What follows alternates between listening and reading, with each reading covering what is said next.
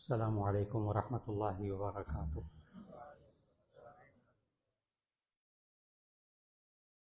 نحمده ونصلي على رسوله الكريم، اما بعد فاعوذ باللہ من الشیطان الرجیم، بسم اللہ الرحمن الرحیم۔ یا بنی اقم الصلاة وأمر بالمعروف وانہ عن المنکر واصبر على ما اصابك ان ذلك من عزم الامور، صدق اللہ العظیم۔ اللہ رب العزت نے سورہ لقمان کے دوسرے رکوع میں 21واں پارہ ہے، تو سورہ لقمان کے دوسرے رکوع کی آیت نمبر 17 کی تلاوت کی توفیق عطا فرمائی، جس میں اللہ رب العزت نے ہمیں اپنی نئی نسل کے بچے اور بچیوں کی تربیت کی تلقین فرمائی اور اصول بتائے۔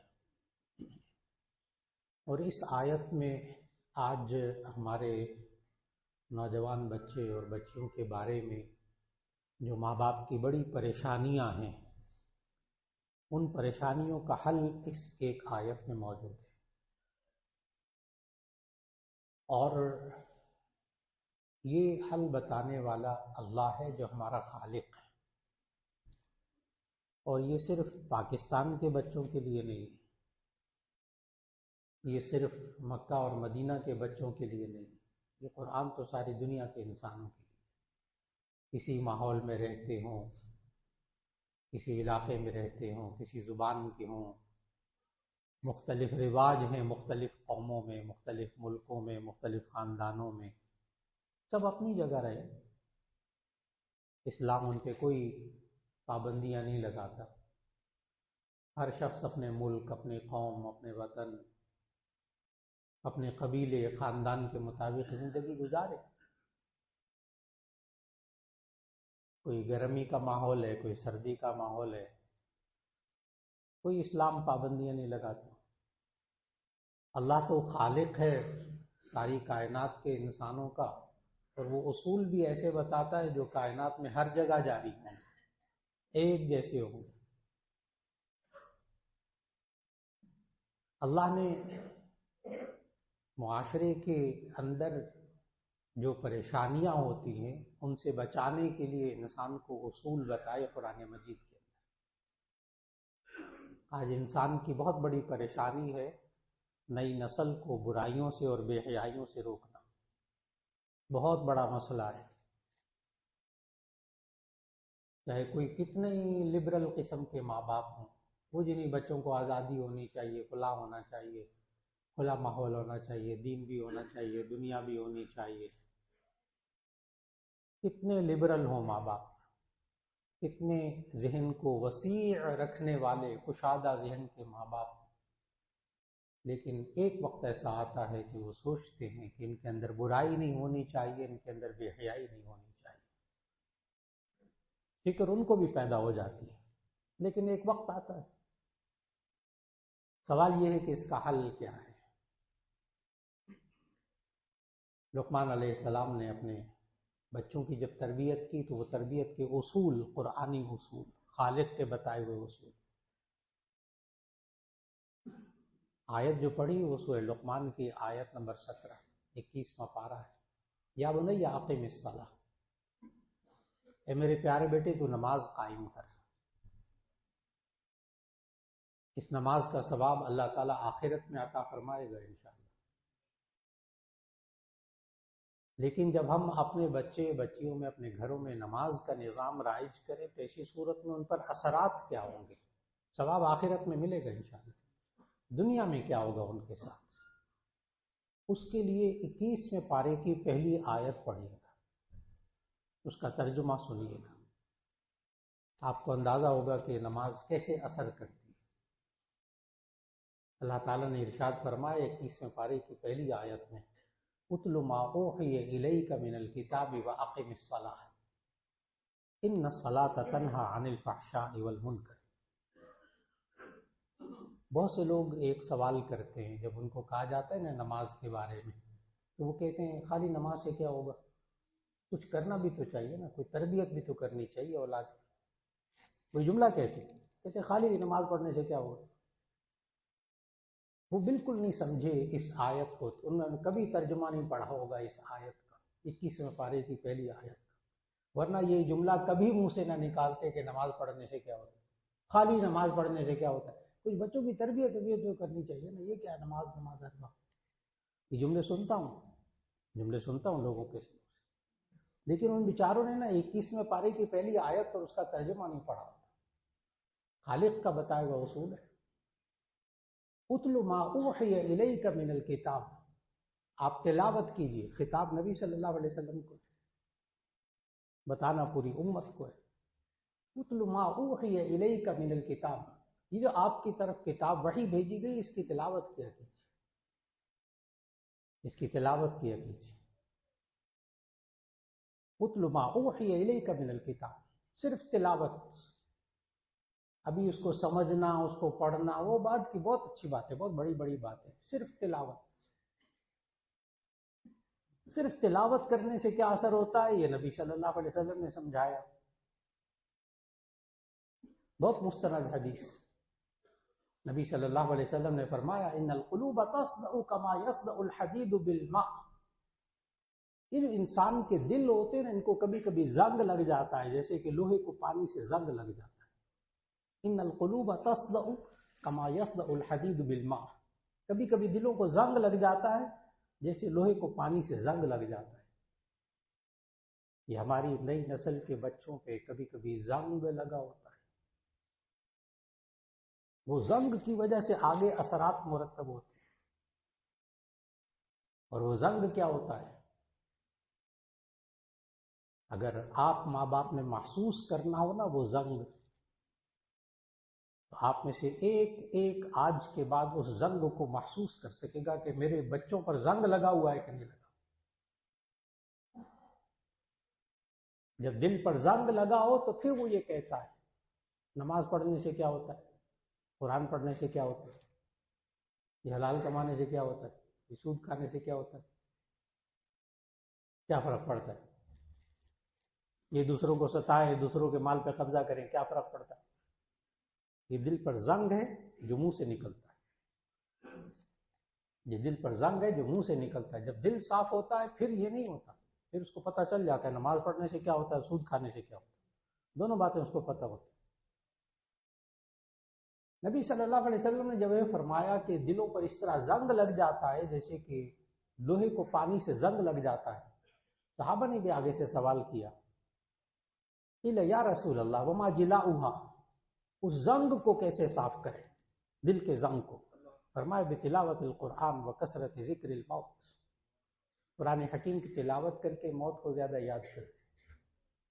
قرآن حکیم کی تلاوت سے دل کا زنگ دور ہوتا ہے۔ کیوں کریں ہمارے بچے تلاوت قرآن کی؟ کیوں کریں ہم قرآن مجید کی تلاوت کیوں کریں؟ سچے نبی صلی اللہ علیہ وسلم نے فرمایا دلوں کا زنگ دور کرنا ہے۔ سب سے پہلے تربیت کا انداز کیا ہوگا کہ ہم اپنی نئی نسل کے اور خود اپنے ذہنوں سے دل کا زنگ صاف کریں، پہلے دل تو چمک جائے نا، اور جب دل صاف ہو جاتا ہے پھر کیا ہوتا ہے؟ جب آئینہ صاف ہوتا ہے نا تو اس میں شکل صاف نظر آتی ہے، اور آئینہ دھندلا ہو جائے، میلا ہو جائے، اس میں شکل صاف نظر نہیں آتی۔ جب دل صاف ہوتا ہے اس میں سب کچھ نظر آتا ہے۔ کیا نظر آتا ہے؟ نبی صلی اللہ علیہ وسلم نے، اب آپ سوچئے گا جب تلاوت کرنے سے دل صاف ہو جائے گا پھر کیا ہوگا، پھر کیا چینجنگ آئیں گی آپ کے بچوں میں، بچیوں میں کیا تبدیلی آئیں گی؟ نبی صلی اللہ علیہ وسلم سے ایک صحابی نے پوچھا مل بر نیکی کیا ہوتی ہے؟ نبی صلی اللہ علیہ وسلم بتا کے کیا فرمایا؟ استفتی قلبک، اپنے دل سے پوچھ، اپنے دل سے پوچھ مل بر نیکی کیا ہوتی ہے؟ میں نے بتایا جب دل صاف ہو جائے نا بچوں کا اور بچیوں کا، نئی نسل کا اور ہمارا، تو نبی صلی اللہ علیہ وسلم سے جب پوچھا صحابی نے مل بر نیکی کیا ہوتی ہے، تو نبی صلی اللہ علیہ وسلم نے آگے سے جواب دیا استفتی قلبک، اپنے دل سے پوچھ. البر مطمئن علیک نفسک، نیکی وہ ہوتی جس پر تیرا دل مطمئن. نیکی وہ ہوتی جس پر تیرا دل مطمئن. لیکن کون سا دل؟ کیونکہ اس پر وہ اشکال آئے گا نا کہ جی ہمارے معاشرے میں جو سود لیتا ہے وہ بھی کہتا ہے میرا دل مطمئن ہے، اور جو قتل کرتا ہے وہ بھی کہتا ہے میرا ضمیر مطمئن ہے، میں نے اس کو قتل کیا. یہ جملے سننے کو ملتے. میں نے اس کے ساتھ یہ سلوک کیا ہے، یہ میرا دل مطمئن ہے، میں نے جو اس کا برا سلوک کیا. اللہ کے بندے تمہارا دل صاف نہیں، میلا دل ہے. مطمئن علیک نفسک، نیکی وہ ہے جس پر تیرا دل مطمئن ہو. نیکی پوچھنا ہے، نیکی کیا ہوتی ہے؟ اپنے دل سے پوچھ. کون سا دل؟ جو تندرست. زبان کا کام ہے چکھنا، زبان کا کام ہے چکھنا. لیکن مہربانی کیجئے، آپ اگر کھانے کا ذائقہ چکھانا چاہتے ہیں تو اس کو چکھائیے جس کی زبان ذائقے کو چکھتی ہے. اور جو بیچارہ ملیریا میں مبتلا، ڈینگی بخار میں مبتلا، اتنے بخار سے اٹھ کر آیا، اس کو مزیدار حلوہ کھلائے، گاجر کا حلوہ. کہے گا کیا بد مزہ چیز کھلا دی، ذائقہ ہی نہیں ہے. اللہ کے بندے، گاجر کے حلوے میں ذائقہ خراب نہیں ہے، آپ کی زبان خراب ہے، اس کی قوت ذائقہ خراب ہوئی ہے، اس کا ٹیسٹ خراب ہو گیا. کسی صحیح ٹیسٹ والے کو چکھائیے گاجر کا حلوہ، وہ صحیح بتائے گا کہ یہ دال کا حلوہ، گاجر کا، پیٹھے کا حلوہ، اس کا ذائقہ کتنا اچھا. مطمئن علیک نفسک، جس پر آپ کا جی مطمئن ہو وہ نیکی، دل مطمئن ہو وہ نیکی. پھر صحابی نے پوچھا مل اسم، گناہ کیا ہے؟ گناہ کیا ہے؟ نبی صلی اللہ علیہ وسلم کیا خوبصورت جواب دیا. الاسم ما حاک فی صدرک وکرہت ان یطلع علیہ الناس. الاسم ما حاک فی صدرک، گناہ وہ ہے جو تیرے دل میں کھٹکے. صبح ایک دفعہ غلطی ہو گئی میرے سے، یہ حرام نہیں کھانا چاہیے تھا، یہ اس کو تکلیف نہیں پہنچانی چاہیے تھی، میں نے اس کو برا بھلا کہہ دیا، ایسا مجھے نہیں کرنا چاہیے تھا. ما حاک فی صدرک، گناہ کیا ہے؟ جو تیرے دل میں کھٹکے. آگے جملہ سننے والا ہے وَكَرِهْتَ أَن يَطَّلِعَ عَلَيْهِ النَّاسِ، اور تو ناپسند کرے اس بات کو کہ لوگوں کو اس بات کا پتہ چلے. کمال کر دیا، اس کا کسی کو پتہ نہ چلے. اللہ کے بندے یہی تو گناہ ہے. نیکی وہ ہے پتہ چل جائے کیا ہے نیک کام کیا. یہ جب کہ دل صاف ہو. اور دل کیسے صاف ہوگا؟ تلاوت کلام پاک سے.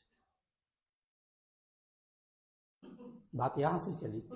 جب دل صاف ہو زنگ سے، ایسی صورت میں اس بندے کو یہ سمجھ میں آئے گا نیکی کیا ہے، برائی کیا ہے. اور آج اگر ہم نئی نسل کے دل کو صاف کر دیں، اس کو یہ پتہ چل جائے کہ اچھائی کیا ہے، برائی کیا ہے، تو یقین جانے یہ فتنے آسمان سے جتنے مرضی نازل ہوں اور جتنے مرضی میڈیا کہیں چلا جائے، اللہ نئی نسل کو بچا لے گا، کیونکہ اس کو پتہ ہے اچھائی کیا ہے، برائی کیا ہے.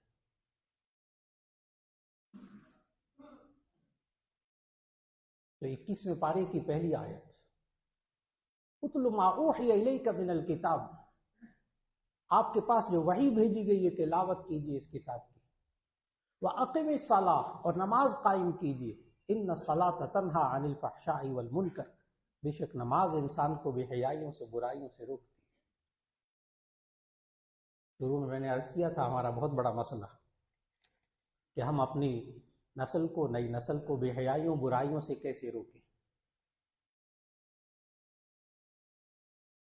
اللہ نے کہا ان الصلاۃ تنہا عن الفحشاء والمنکر، یہ نماز روکتی ہے بے حیائیوں، برائیوں سے. یہ ترجمہ کیا ہے میں نے، ورنہ حقیقت آپ حضرات بہت اچھی طرح جانتے ہیں کہ برائیوں سے روکنے والا اللہ ہے. اللہ ہی سب کچھ کرنے والا ہے. برائیوں سے، بے حیائیوں سے روکنے والا اللہ ہے. لیکن وہ اللہ خود کہہ رہا ہے کہ یہ نماز روکتی ہے، یہ نماز روکتی ہے، خود نماز روکتی ہے. تنہا عن الفحشاء والمنکر، روکنے والا اللہ.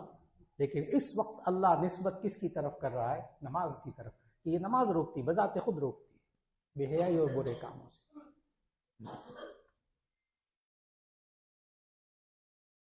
ایک دفعہ یہ کہیں بیان ہو گیا کہ نماز بے حیائیوں برائیوں سے روکتی. ایک صاحب بعد میں آ گئے، کہہ رہے کہ مولانا آج آپ نے بڑا زور لگایا، نماز بے حیائیوں برائیوں سے روکتی ہے، بڑا کھولا ہے اس بات کو، لیکن مجھے تو نہیں روکتی. اس نے کسی اور کو بھی نہیں کہا کہ فلاں نماز بھی پڑھتا ہے، بے حیائی کے کام کرتا ہے، یہ نہیں کہا. یہ کہتا کچھ اور جواب دیتا. اس نے تو ڈائریکٹ اپنے اوپر لے لیا. یہی آج آپ نے کہا نماز بے حیائیوں برائیوں سے روکتی، مجھے تو نہیں روکتی.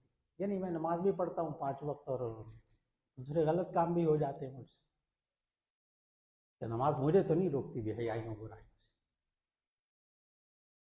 اب میں بھی تھوڑا سا کانپا، تھوڑا سا ڈرا، اس لیے کہ اللہ کہہ رہا ہے کہ نماز بے حیائیوں برائیوں سے روکتی ہے. 21ویں پارے کی پہلی آیت اللہ کہہ رہا ہے. اور اللہ نے قرآن میں کہا ہے من اصدق من اللہ قیلا، اللہ سے زیادہ سچا کون ہو سکتا ہے. اور یہ بندہ کہہ رہا ہے نماز مجھے نہیں روکتی. اس لیے ڈر گیا، جواب دیتے ہوئے بہت خوف زدہ ہوا کہ اللہ کہہ رہا ہے نماز روکتی ہے بے حیائیوں برائیوں سے، اور اللہ سے زیادہ سچا کون ہو سکتا ہے. اور یہ بندہ کہہ رہا ہے نماز مجھے بے حیائیوں برائیوں سے نہیں روکتی. تو ان صاحب سے فوراً پوچھا، جمعے کی نماز پڑھ کے یا فارغ ہوئے تھے وہ صاحب. میں نے کہا آپ نے ابھی جمعے کی نماز پڑھی ہمارے ساتھ؟ جی جی آپ کے پیچھے پڑھی جمعے کی نماز. میں نے کہا خطبہ بھی عربی کا سنا؟ کہتے ہیں ہاں جی جی خطبہ بھی سنا. میں نے کہا اردو تقریر سنی؟ کہا جی اردو تقریر بھی سنی. میں نے کہا آپ جب یہ نماز پڑھ رہے تھے جمعے کی، تو اس جمعے کی نماز کے دوران آپ نے کتنے بے حیائی اور برائی کے کام کیے؟ یہاں جامع مسجد بلاک میں بیٹھ کے کتنی بے حیائی اور برائی کے کام کیے؟ نہ نہ نعوذ باللہ بالکل نہیں. میں نے تو اتنی دیر تو نماز نے روک لیا نا بے حیائی اور برائی. اللہ تو سچا ہے، اللہ تو سچا ہے. اللہ نے اتنی دیر تو روکا. اور جو 5 وقت نماز پڑھے گا، جتنی دیر نماز پڑھے گا کم از کم اتنی دیر تو روکے گا. اس کا تو کوئی انکار نہیں کر سکتا. اور آپ خود سمجھ گئے کہ وہ وضو کر کے آئے گا، نماز پڑھ کے گھر تک جائے گا، اس عرصے میں کم از کم وہ بے حیائی برے کام نہیں کرے گا. دیکھیے یہی تو پریشانی تھی جو شروع میں ذکر کر رہا تھا کہ ہم کیسے اپنے اولاد کو بے حیائی اور برے کاموں سے بچائیں. یہ سوال تھا آج کی نشست کا.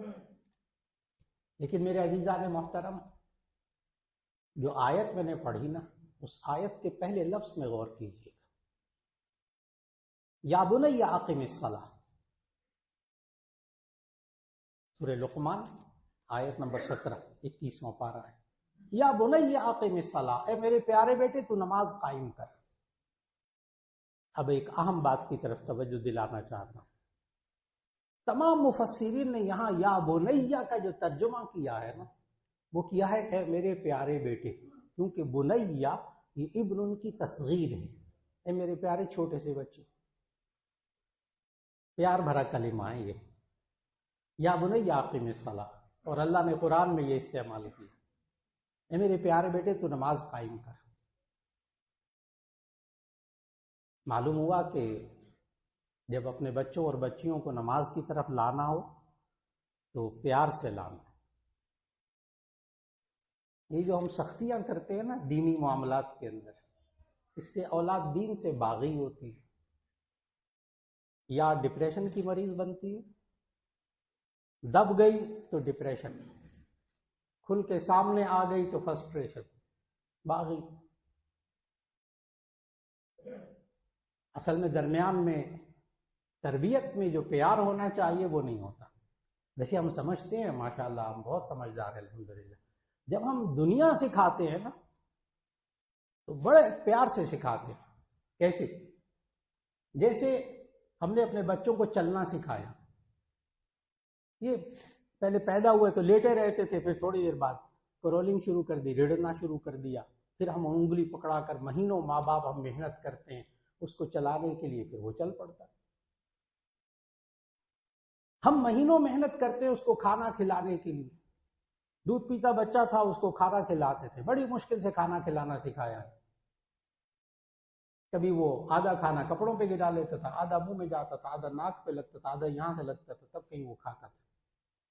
وہ الگ بات ہے اب 3 روٹیاں کھا لیتا ہے، لیکن جب کھلانا سکھایا تو بڑی محنت کر کے ماں نے باپ نے سکھایا، چلنا پھرنا بڑی محنت سے سکھا۔ آپ نے لکھنا سکھایا اپنے بچوں کو، کتنی پینسلیں توڑی ہوں گی، کتنے ربڑ، کتنے شارپنر گھمائے ہوں گے، پتہ نہیں کیا کیا ہوگا، پھر کہیں جا کے اس کو لکھنے آیا، آج وہ 30 صفحے ایگزام میں لکھ کر آتا ہے، لیکن بڑی محنت سے لکھنا سکھایا، تدریجاً، اسٹیپ بائی اسٹیپ، قدم بقدم، آہستہ آہستہ، بڑے پیار سے۔ ایسا نہیں ہوا تھا کہ یہ بچہ چھوٹا سا تھا، پیدا ہوا تو یہ کرولنگ کرتا تھا، لیٹا رہتا تھا، ایک دن آپ نے غصے سے کہا چلا پھرا کرو تم بڑے ہو گئے، بس میں نے ایک دفعہ کہہ دیا وہ چلے پھرے۔ کبھی ایسا نہیں ہوا کہ دودھ پیتا بچہ تھا، آپ نے اس کے سامنے روٹی سالن رکھ دیا اور کہا کھایا کرو تم اب بڑے ہو گئے، بس میں نے ایک دفعہ ڈانٹ کے کہا اب وہ کھاتا ہے۔ مولانا میں نے اس طرح کہا، وہ لکھتا نہیں تھا، میں نے آتا نہیں تھا اس کو لکھنا، میں نے ہاتھ میں کاغذ قلم پکڑ کر کہا لکھا کرو، اس نے لکھنا شروع کر دیا۔ کیا ہم نے اپنے بچوں کو لکھنا اس طرح سکھایا؟ ہم نے تو بڑا ماحول ان کو دیا، بڑا تدریجاً، آہستہ آہستہ آہستہ آہستہ ان کے لیے ماحول بنایا، ان کے اوپر پیسہ خرچ کیا، ان پر وقت خرچ کیا۔ جب ہم دنیا سکھاتے ہیں، کھانا سکھاتے ہیں، لکھنا سکھاتے ہیں، بولنا سکھاتے ہیں، چلنا سکھاتے ہیں، ہم بڑی محنت کرتے ہیں، لیکن نماز کی باری آتی ہے تو ہم کہتے ہیں بس ہم نے کہہ دیا ایک دفعہ نماز پڑھا کرو ورنہ جہنم میں جاؤ گے، اس لیے وہ نماز پڑھے۔ کیوں؟ ایسا نہیں ہوتا۔ اور اگر ہوتا ہے تو پھر یا کھل کر بچہ سامنے آتا ہے تو فرسٹریشن باغی ہوتا ہے، اور اگر دب جاتا ہے تو ڈپریشن میں جاتا ہے۔ ہم سے تربیت میں غلطی ہوئی، ہم دنیا سکھاتے ہیں پیار سے، دین سکھاتے ہیں پیار کے بغیر، ڈنڈے سے، مار سے، پیٹ سے، دھمکا کر، ڈرا کر۔ آج وقت کی ضرورت ہے، اور یہ پتہ ہے نبی صلی اللہ علیہ وسلم نے کب سے کہا، جوان اولاد کو نہیں سکھایا کہ نماز پڑھا کرو، نبی صلی اللہ علیہ وسلم نے سکھایا مروا اولادکم بالصلاۃ وہم ابناء 7۔ بچوں کو آج بے حیائیوں برائیوں سے روکنا ہے نا، تو محنت کب سے کرنی ہے،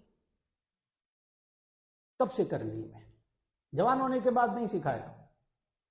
مروا اولادکم، بخاری شریف کی حدیث، مروا اولادکم بالصلاۃ وہم ابناء 7، تم اپنے بچوں کو نماز کا حکم دو جب وہ 7 سال کے ہو۔ 7 سال کا بچہ کب ہوتا ہے؟ جبکہ وہ کلاس 2 میں ہوتا ہے۔